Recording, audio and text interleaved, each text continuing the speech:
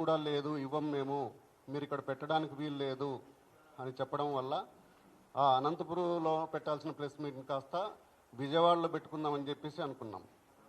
విజయవాడలో కూడా సేమ్ పరిస్థితి. ప్రెస్ క్లబ్ దగ్గర పోలీసులందరినీ పెట్టేసి ఎవరిని పోనీకోకుండా ఉండే పరిస్థితికి వచ్చింది.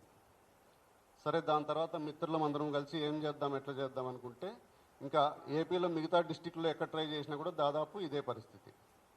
దీనికి తోడు మా స్టేట్ కన్వీనర్స్గా ఉన్న అందరినీ వివిధ జిల్లాల్లో వివిధ రకాల సిఐ గారు, డిఎస్పీలు పిలిచి మీరేవి చేయడానికి వీలు లేదు అని చెప్పేసి కొంతమందిని హౌస్ అరెస్టులు చేయడం జరిగింది, మరి కొంతమందిని స్టేషన్లో ఉంచుకొని పంపించడం జరిగింది. దీనివల్ల అనంతపురం కాస్త హైదరాబాద్కి వచ్చి మీ ముందర ప్రెస్ మీట్ పెట్టాల్సి వచ్చింది. తర్వాత విషయం, ఈ హైదరాబాద్కి వచ్చిన తర్వాత మా అభిమాన కథానాయకుడు ఎన్టీఆర్ గారిని అలాగే కళ్యాణ్ రామ్ గారిని కలిసి మాట్లాడదామని చెప్పేసి మేము చాలా ట్రై చేశాం.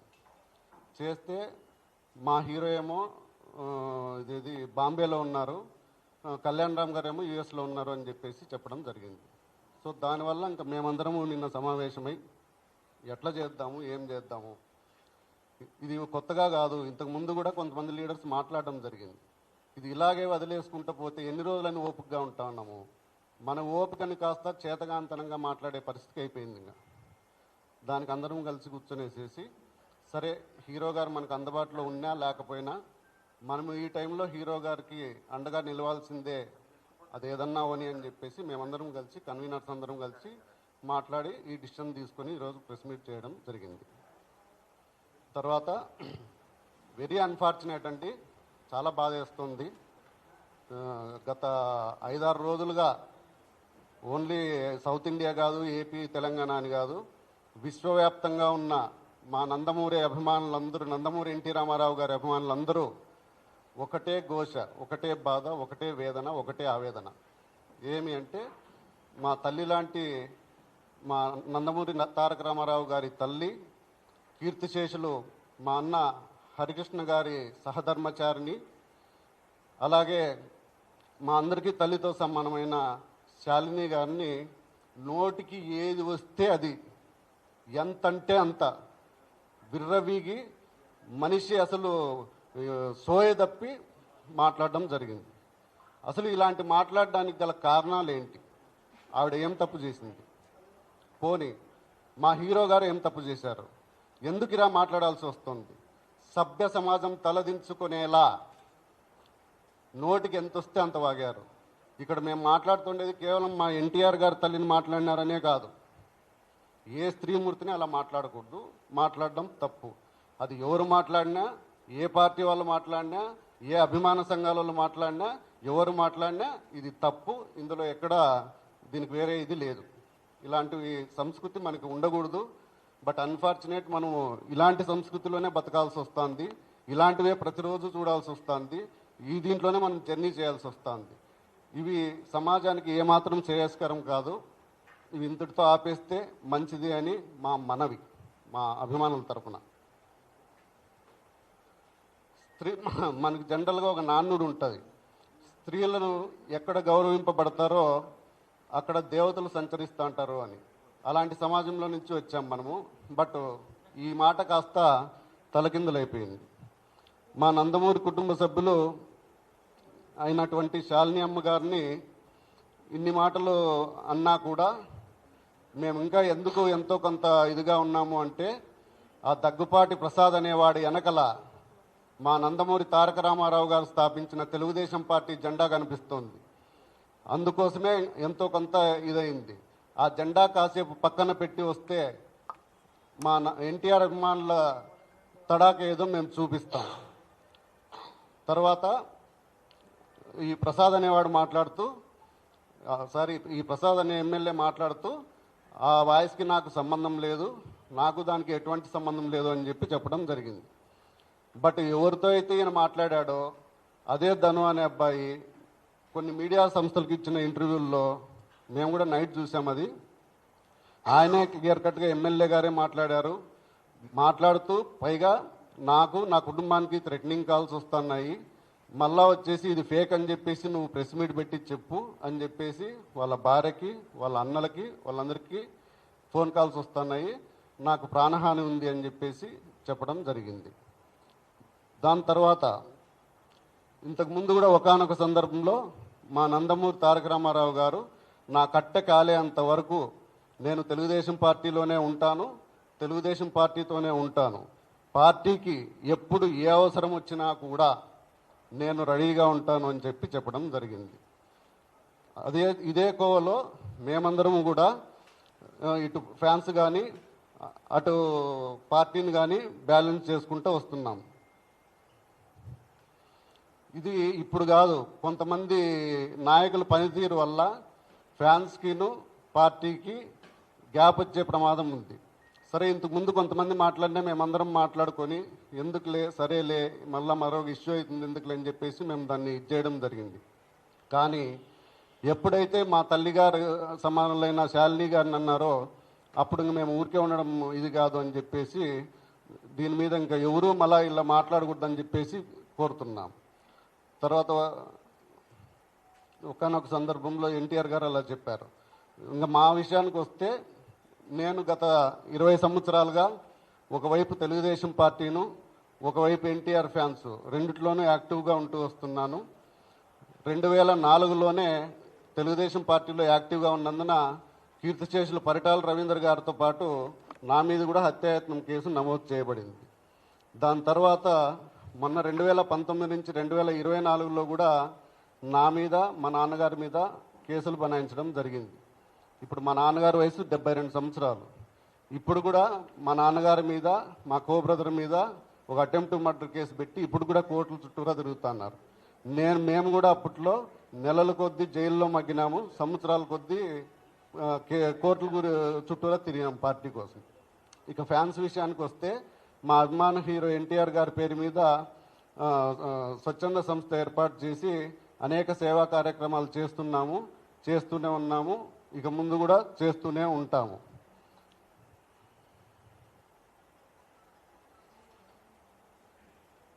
ఇక ఇప్పటికైనా సదరు దగ్గుపాటి ప్రసాద్ అనే పెద్ద మనిషి బుద్ధి తెచ్చుకొని చేసిన తప్పును ఒప్పుకొని బేషరతుగా అనంతపురం నడిబొడ్డున క్షమాపణ చెప్పాలని, అలా చెప్పని పక్షంలో రాష్ట్ర వ్యాప్తంగా కాదు ఆయన ఇచ్చేస్తూ పార్టీ నుంచి సస్పెండ్ చేయాలని చెప్తూ, అలా చేయని పక్షంలో రాష్ట్ర వ్యాప్తంగానే కాదు దేశవ్యాప్తంగా ఉన్న యావత్ నందమూరి అభిమానులందరూ కూడా ఎన్టీ రామారావు గారి విగ్రహాల దగ్గర నిరసన కార్యక్రమము ఇవన్నీ రాస్తారోకోలు కూడా చేస్తాం రాబోయే రోజుల్లో.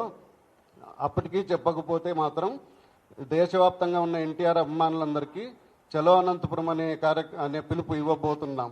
వేలాదిగా ఈ దీంట్లో నందమూరి ఎన్టీ రామారావు గారి అభిమానులందరూ పాల్గొని నీ ఇంటిని ముట్టడిస్తాం, నీ ఇంటి ముందు ధర్నా చేస్తాం, నువ్వు సారీ చెప్పేంత వరకు నువ్వు బహిరంగంగా అనంతపురం నాటి బొడ్డున అభిమానులందరి సమక్షంలో సారీ చెప్పి నీ తప్పు ఒప్పుకునేంత వరకు మేము దీంట్లో ఎటువంటి రాజీ పడే ప్రసక్తే లేదని చెప్పేసి చెబుతున్నాం.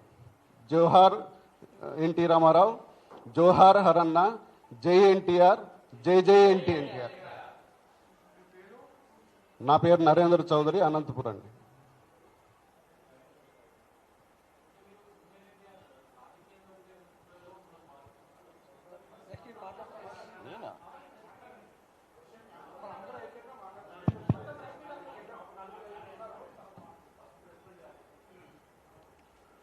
జై ఎన్టీఆర్, జై జై ఎన్టీఆర్. నా పేరు సుధీర్ రాజు. గత 24 సంవత్సరాలుగా మేము ఎంతో అభిమానంతో గుండెల్లో నింపుకున్నటువంటి మన నందమూరి తారక రామారావు గారు, జూనియర్ ఎన్టీఆర్ గారు, తారక్ గారు, వారితో మా ప్రయాణం కొనసాగుతూ ఉంది. ఒక అభిమానిగా కాదు, ఎంతో ఇష్టపడి, అంటే మమ్మల్ని మేము మార్చుకోవడానికి, మమ్మల్ని రూపుదిద్దుకోవడానికి కూడా నందమూరి తారక రామారావు గారి యొక్క గుణగణాలే మమ్మల్ని మార్చాయి.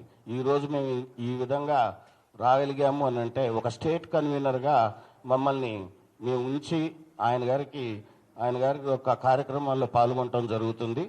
ఈరోజు ముఖ్యంగా మీ అందరి సమయం తీసుకోవడానికి గల కారణం, మీ అందరి ముందు వచ్చి ఎప్పుడూ మాట్లాడని మేము ఈరోజు మీ ముందుకు వచ్చి మాట్లాడటానికి ముఖ్య కారణం, ఒక వ్యక్తి మాతృ సమానురాలైనటువంటి ఎవరికైనా మన ఇంట్లో ఆడవాళ్ళని ఎప్పుడైనా సరే నువ్వు ఢీ కొట్టదలుచుకుంటే మగవాళ్లతో, నీకు సరి సమాన వాళ్ళతో ఢీ కొట్టాలి.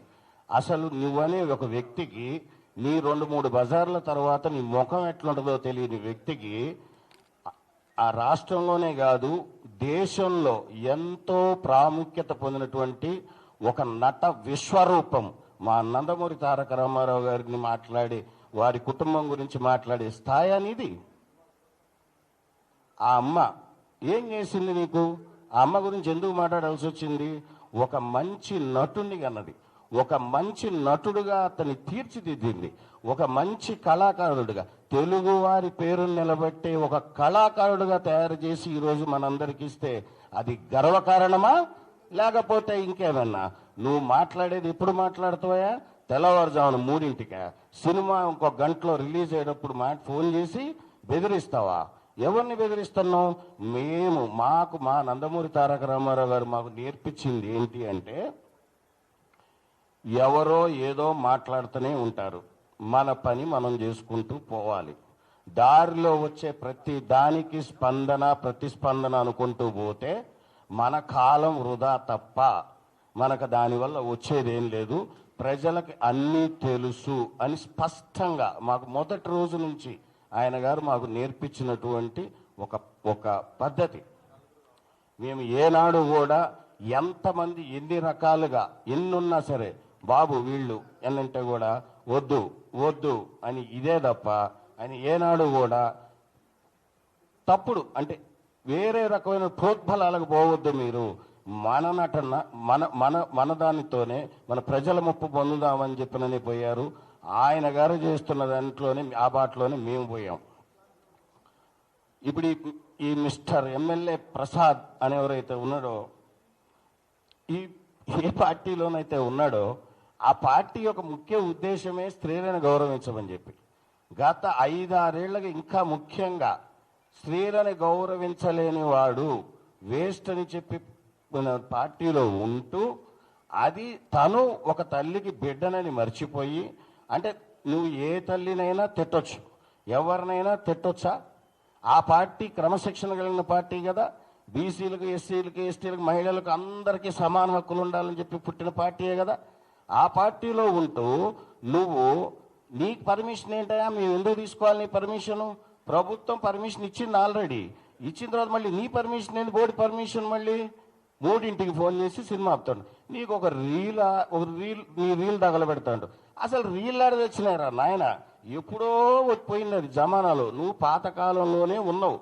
కాబట్టి అనేది ఏంటంటే ఎన్టీఆర్ అభిమానులు అనేవాళ్ళు చాలా సైలెంట్గా ఉంటారని ఎప్పుడు అనుకోవద్దు. కానీ మా ఓపికకు కూడా ఒక సహనం అనేది ఉంటుంది.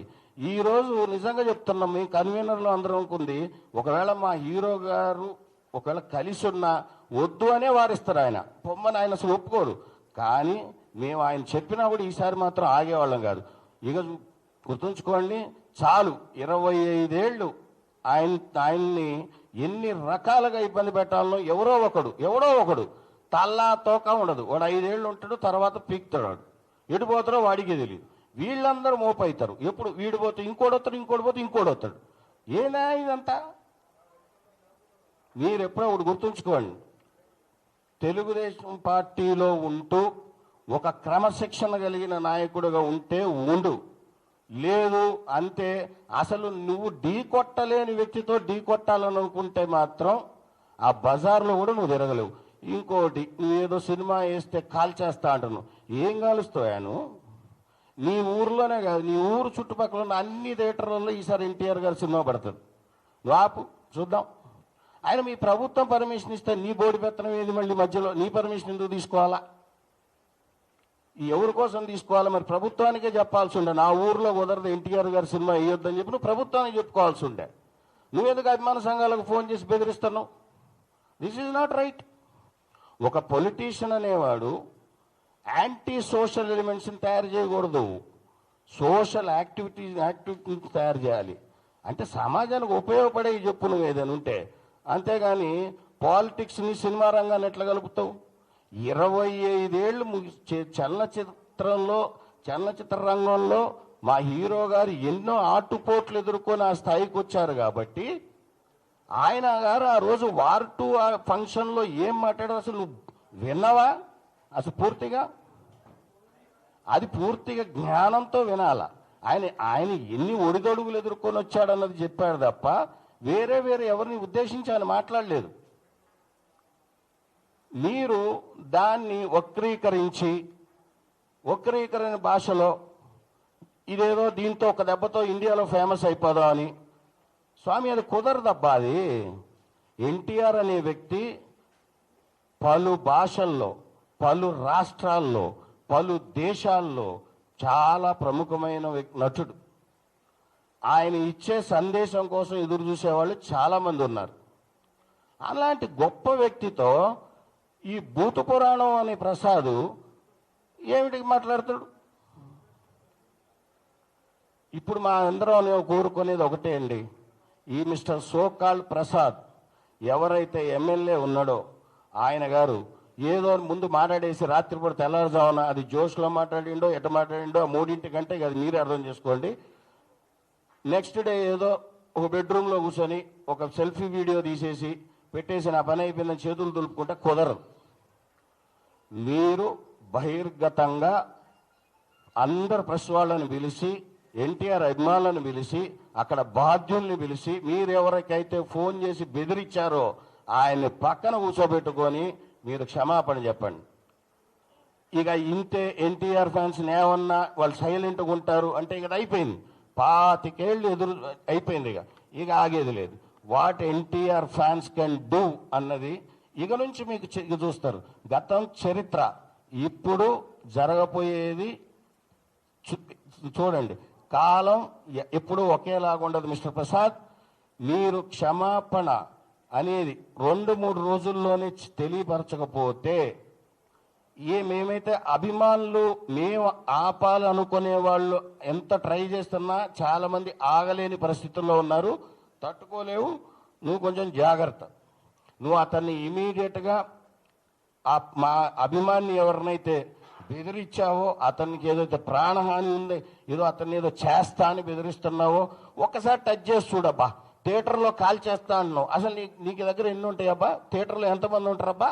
నువ్వు ఎవరి మీద పోగలుగుతావబ్బా? ఒక థియేటర్లో ఎన్ని సీట్లు ఉంటాయి తెలుసా నీకు? అసలు ఒకటండి, జరిగిన దానికి క్షమాపణ చెప్తూ అతని యొక్క వంకర బుద్ధికి, అతనికి సంస్కారం లేదు, తల్లిదండ్రుల పట్ల గౌరవం లేదు. నాకు తెలిసి వాళ్ళ ఇంట్లో వాళ్ళు కూడా తిట్టుంటారు ఇది జరిగిన తర్వాత. ఆ 3 టైంలో జరిగింది. తర్వాత అతను పశ్చాత్తాపడి ఉన్నాడో లేదో మనకి తెలియదు. కానీ అతనిని క్రమశిక్షణ కలిగినటువంటి ఒక పార్టీగా పెద్ద ఆయన స్థాపించింది, నందమూరి తారక రామారావు గారు స్థాపించిన పార్టీలో ఒక ఎమ్మెల్యేగా ఉన్నాడు. కాబట్టి ఆయన మీద యాక్షన్ తీసుకుంటేనే రాబోయే తరాలు, రాబోయే ఎమ్మెల్యేలు ఎవరైనా సరే, యువకులైనా సరే, అనుభవజ్ఞులైనా సరే, నందమూరి వారి ఫ్యామిలీ జోలికి రావాలంటే భయం ఉండాలి. నువ్వు అదే నందమూరి వారు స్థాపించినటువంటి పార్టీలో అదే జెండా నీడలో ఎమ్మెల్యే అవుతారు, మంత్రులు అవుతారు, కానీ వాళ్ళ కోడలను తిడతారు, కొడుకుని తిడతారు, మనవాళ్ళని తిడతారు. ఇది ఎక్కడ న్యాయం అండి? నీకు అంతకు ఇష్టం లేకపోతే మా పార్టీలోకి రా. మా ఎన్టీఆర్ గారు పార్టీలకి సినిమా రంగం వేరు సెక్టార్లు. పార్టీ అనేది ప్రజలకు సేవ చేయటానికి ఉంది. సినిమా రంగం అనేది ప్రజలకి మంచి వినోదం ఇస్తూ మంచి చెడులకు వ్యత్యాసం తెలిపేది సినిమా రంగం. నువ్వు ఈ రెండింటిని ఎట్లా కలుపుతావు? అసలు నీకేం సందర్భం? నీ ఫ్లెక్స్లు ఎందుకు వేయాలి? మాకేం అవసరం? మా హీరో ఫ్లెక్స్లతో మేము వేసుకుంటాం. మా అభిమాన సంఘాల వాళ్ళు మిమ్మల్ని డొనేషన్లు అడుగుతున్నారా? వాళ్ళు కష్టపడి సంపాదించిన దాంట్లో హీరో మీద ఉన్న అభిమానంతో వాళ్ళు తినక వాళ్ళు ఏదో అభిమానం. మీకు ఇంకో విషయం చెప్తానేనండి, ఏనాడు కూడా మా హీరో గారు మీరు బాగుండాలి, బాగుపడాలని చెప్తుంటాడు తప్ప మీ ఇంట్లో డబ్బులు తీసి ఖర్చు పెట్టొద్దు, నా కోసం చేయొద్దు, ఒక పాల ప్యాకెట్ కూడా తీసి పాలు పోయొద్దు అని చెప్పే వ్యక్తి. అంత మంచి వ్యక్తిని పట్టుకొని అతని పని అతను చేసుకుంటా పోతా ఉంటుంటే మీరందరూ ఒక చీడ పురుగుల్లాగా మధ్యలో వచ్చేసి ఇందులో భావాలు వేరే వేరే రకమైనటువంటి పదజాలాలు వాడుకుంటూ మొత్తాన్ని సమాజంలో ఉన్న ఒక కల్మషం లేని మనిషి యొక్క జీవితంలోకి అనవసరమైన సంఘటనలన్నీ తీసుకొని వస్తున్నారు. ఇది పూర్తిగా ఖండించదగ్గ విషయం. మిస్టర్ ప్రసాద్, నువ్వు ఇప్పుడు ఏడనో మాకు తెలియదు. నువ్వు అనంతపూర్లో ఉన్నావా, విజయవాడలో ఉన్నావా, హైదరాబాద్లోనే ఉన్నావా మాకు తెలియదు. మీరు ఫస్ట్ ఇమీడియట్గా ప్రెస్ మీట్ పెట్టి మా హీరో గారి అమ్మగారికి మీరు బహిర్గతంగా క్షమాపణ చెప్పాల్సిందే. నేను ఒకటి చెప్తున్నా, ఇంకొక చిన్న మాట గుర్తుంచుకో మిస్టర్ ప్రసాద్. అమ్మగారు ఎందుకంటే ఎక్కడైనా ఆమె గారు చూసిన ఆయన ఎక్కడైనా కొడుకుని ఎంత చక్కగా పెంచుకొని మనందరికీ తెలుగువారికి అందించింది. అలాంటి తల్లిని పట్టుకొని నువ్వు అంత పెద్ద పెద్ద మాటలు ఎట్ట మాట్లాడుతావా? నువ్వు అసలు నీకేం సంబంధం అసలు ఆ కుటుంబంతో మాట్లాడితే మళ్ళీ నేను నందమూరి వాళ్ళ నారా వాళ్ళకి ఫాలోవర్ అని అంటావు. నువ్వు ఫాలోవర్ అయ్యిండి ఆ ఇంట్లో వాళ్ళని తిట్టుకుంటూ పోతున్నావు నువ్వు. ప్రసాద్, ఈ క్షమాపణ చెప్పండి, లేకపోతే మీకు మా తోటి కన్వీనర్లు మీ అందరు ప్రణాళిక చేసుకున్నట్టుగా నీ ఇల్లు ముట్టడించడం అయితే మాత్రం ఖాయం. పార్టీ వారికి కూడా పెద్దలకు ఒక విన్నపం. గతంలో కూడా చాలా మంది నాయకులు మా నందమూరి తారక రామారావు గారి గురించి దుర్భాషలు ఆడినా మేము దాన్ని ఎంతో సహించి ఓపికతో మేమేం మాట్లాడకుండా ఉన్నాం. కానీ దీనికి ఒక దేనికైనా ఒక ఎండ్ అనేది ఉంటుంది. ఈ విషయానికి ఎండ్ అనేది లేకుండా పోతుంది. మన పార్టీలో ఉంటూ మన ఎమ్మెల్యే అయ్యిండి మహిళలకు ఎంతో గౌరవం ఇచ్చే పార్టీ అని చెప్పుకొని మన దాంట్లోనే ఇలాంటి విషయాలు రిపీట్ అవుతున్నాయి. కాబట్టి ఒకళ్ళపై చర్య తీసుకుంటే ఇది ఇకపై ఎవరు ఎలాంటి వాటికి దుస్సాహసానికి పాల్పడరు అన్న ఒక దీని విషయంతో మీకు దయచేసి మీ అందరికి రిక్వెస్ట్ చేసేది ఏంటంటే పార్టీ పెద్దలకి దీనిపై క్రమశిక్షణ చర్య ఇమీడియట్గా ప్రసాద్ గారి పని తీసుకోవాలని చెప్పి మా నందమూరి తారక రామారావు గారి అభిమానుల తరఫున మేము అక్కడ లోపల ప్రభుత్వాన్ని మేము రిక్వెస్ట్ చేస్తున్నాం. ప్రసాద్ మీరు గారు ఇంకోటి గుర్తుంచుకోండి అండి, నాట్ ఓన్లీ ఆంధ్ర, తెలంగాణ కాదు, నార్త్లో కాదు, ఒక్కసారి కదిలిందా సైన్యం, ఎన్టీఆర్ సైన్యం పవర్ ఏంటో గతంలో ఒక 15 ఏళ్ల క్రితం అందరికీ తెలుసు. 18 ఏళ్లకే ఇండస్ట్రీలోకి వచ్చి ఏమేం చేసిండ్రో ఆయన మీకు తెలుసు. ఆయన ఎన్ని ఆయన ఎంత మోల్డ్ చేసుకున్నాడో మీకు తెలుసు. మా అభిమానులు కూడా అంతే తయారు చేసిండు. కామ్గున్నాం, let us full stop for everything. దీనికి ఒక ఎండ్ కావాలి అంటే ఐదర్ ఆయన్ని సస్పెండ్ చేయండి లేదా మా ప్రణాళిక మాకుంది. Thank you. జై ఎన్టీఆర్. నమస్తే అండి, మేము కర్ణాటక నుంచి వచ్చాము. సారీ, ఒక చిన్న విన్నపం మీకు అందరికీ. ఈ పొద్దు నా పేరు మాణిక్య. ఈ పొద్దు నందమూరి పెద్దకోట, కర్ణాటక, బెంగళూరు అండి, బెంగళూరు. ఈ పొద్దు ఒక చిన్న ఇన్సిడెంట్ జరిగింది రామారావు కుటుంబంలో. దానికోసం జయకృష్ణ వాళ్ళ మిస్సెస్ కోసం 2 నిమిషాలు మేము మౌనం పాటించి తర్వాత మాట్లాడతామండి. Thank you.